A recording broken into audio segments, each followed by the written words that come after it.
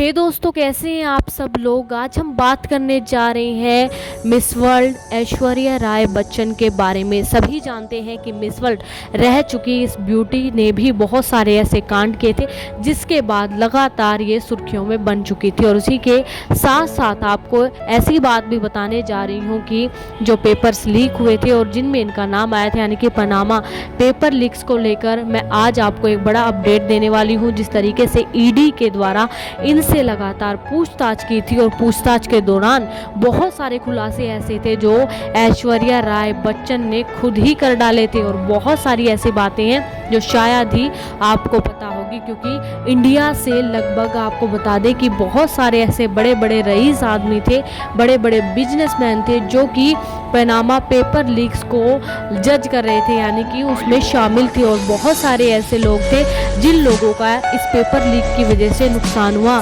हालांकि बाद में सभी चीज़ों को टारगेट करना छोड़ दिया गया और ऐश्वर्या राय बच्चन भी इस मामले से कहीं ना कहीं दूर हो गई। और 2021 में पनामा पेपर लीक्स को लेकर ऐश्वर्या राय बच्चन के साथ ईडी ने की थी पूछताछ। पहले 2 समन को इन्होंने रद्द करवा दिया था। इन्होंने रिक्वेस्ट की थी कि पहले 2 बार जब ईडी ने इनको बुलाया था तो ये नहीं गई थी।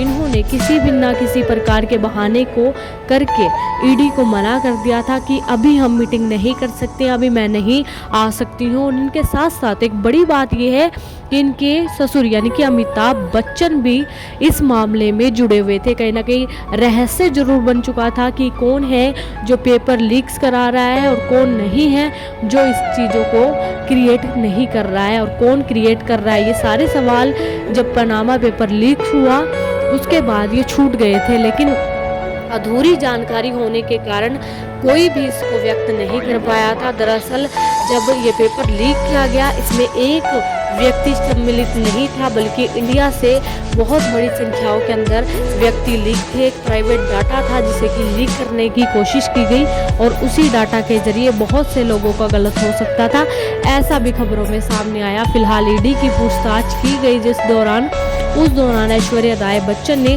काफ़ी चीज़ों को इनकार कर दिया, यानी कि उन्होंने बहुत सारी ऐसी चीज़ें थी जिनको कि इन्होंने नहीं माना था। लेकिन बाद में जब पूछताछ की गई तब इन्होंने सच्चाई बताई और बहुत सारे व्यक्तियों का नाम भी उजागर किया। और बहुत सारे लोग आज इनसे इसी वजह से नफरत भी करते हैं, यानी कि हेट भी करते हैं कि इन्होंने उनके भी नाम ले डाले थे। और इसी मामले को चलते अमिताभ बच्चन भी फंस गए थे ईडी की पूछताछ के दौरान।